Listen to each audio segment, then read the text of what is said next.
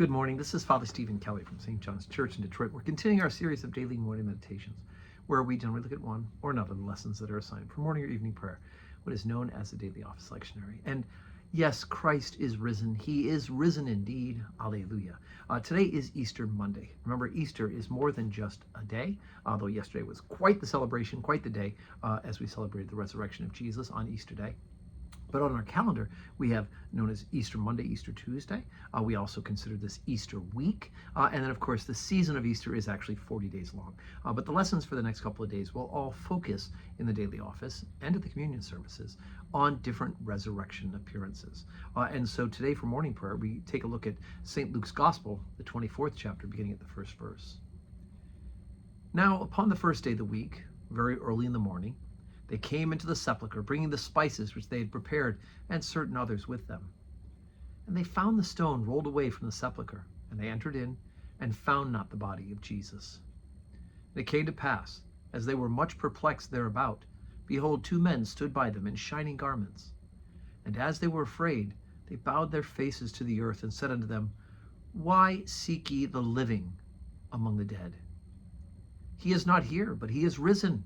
Remember how he spake unto you when he said yet in Galilee, saying, The Son of Man must be delivered into the hands of sinful men, and be crucified, and the third day risen again. And they remembered his words, and returned from the sepulchre, and told all these things unto the 11, and to all the rest. It was Mary Magdalene, and Joanna, and Mary the mother of James, and the other women that were with them, which told these things unto the apostles. And their words seemed to them as idle tales, and they believed them not. Then arose Peter, and ran unto the sepulchre, and stooping down, he beheld the linen clothes laid by themselves, and departed, wondering in himself at that which was come to pass. Okay, so this reading doesn't actually have for us the actual appearance of Jesus. We'll get to that later on, of course. But we have this first day of the week, which of course is Sunday. And so on Sunday morning, we have once again the scene of the empty tomb. Right, the women go first, and they're doing, as women do, they usually care for things like the anointing of the bodies, not uncommon in the culture.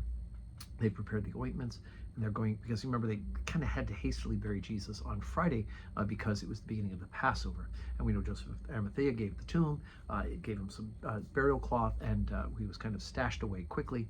Now they've come back to do the formal anointing of the body, and they find he's gone. Right? Not only that he's gone, but the stone was rolled away.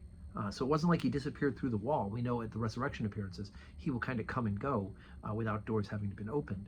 But in this case, the stone itself was actually rolled away, and Jesus is physically not there. So, and also the note, right, that the linen clothes were still there. So he raises from the dead, and the burial cloth remains behind.